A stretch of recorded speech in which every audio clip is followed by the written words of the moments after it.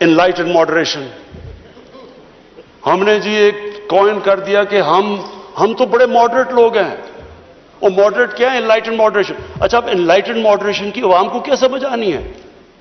मुझे भी अभी तक नहीं समझ कि ये क्या चीज है। लोगों ने इसका समझा क्या?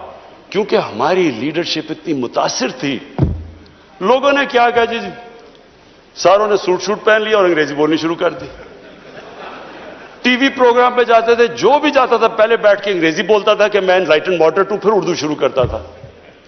यानी एक मुल्क की इज्जत नफ्स ही खत्म करके रख दी कि हमें अपने आप से शर्म आनी शुरू होगी कि जी हम पता नहीं दहशतगर्द हैं।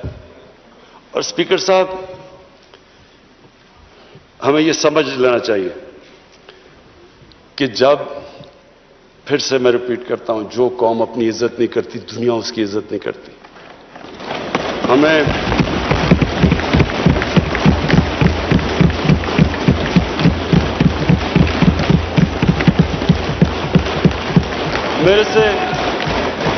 मेरे से पूछा गया जी कि आप पाकिस्तान बेसिस देगा अमेरिका को? पर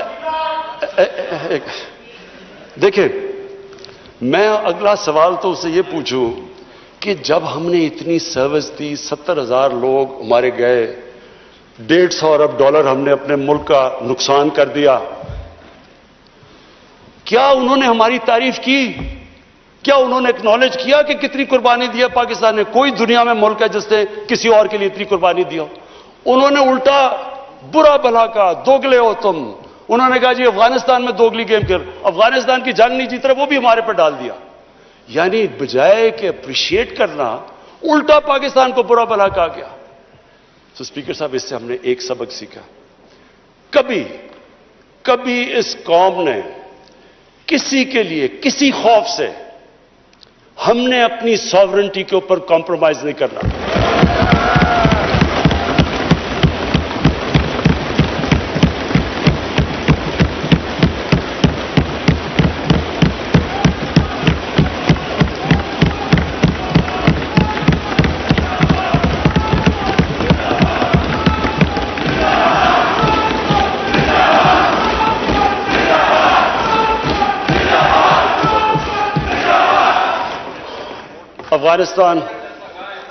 अफगानिस्तान ये वाकई हमारे लिए एक बड़ा मुश्किल अब वक्त आ रहा है।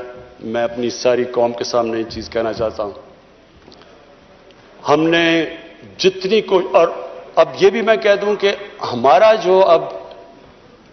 जो हमारा और अमेरिका का इस वक्त इंटरेस्ट है वो एक ही अफगानिस्तान में।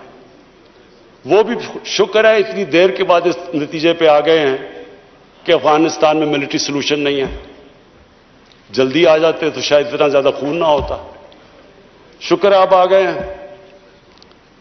लेकिन हम तो उससे पहले हमें इस चीज पे आ जाना चाहिए था, क्योंकि हम तो जानते हैं अफगानियों को, हमारे भाई हैं, हमें इनकी तारीख पता है।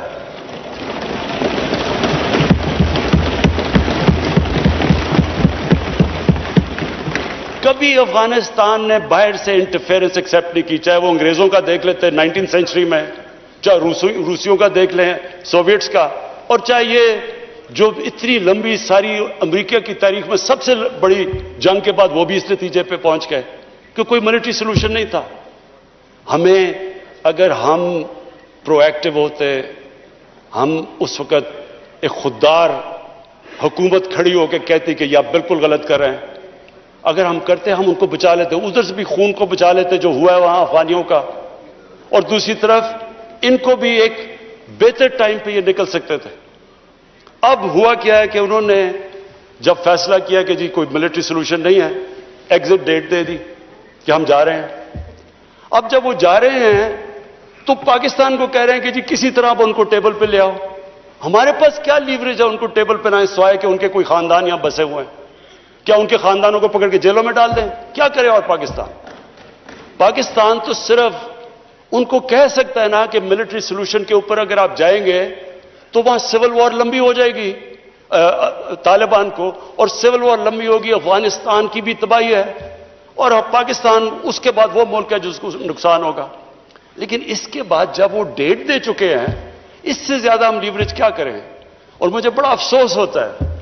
मैं प्रेसिडेंट गनी को भी मिला हूं, मैं उनके अफगानिस्तान भी गया, उनके यहां भी लीडर्स को मिला। मैं उनको समझा के ये कह चुका हूं कि हमारा इंटरेस्ट है अफगानिस्तान में इस वक्त अमन हो। हम आगे इकोनॉमी का सोच रहे हैं, हम सेंट्रल एशिया का सोच रहे हैं, हमारी रीजनल हमारी टाइज हैं ताजिकिस्तान के साथ, उज्बेकिस्तान के साथ, रेलवे हम बन रहे हैं, हम तो आगे का सोच रहे हैं। तो हम तो चाहते हैं अमन हो, हम ना कुछ स्ट्रेटेजिक डेप्थ चाहते हैं अफगानिस्तान में।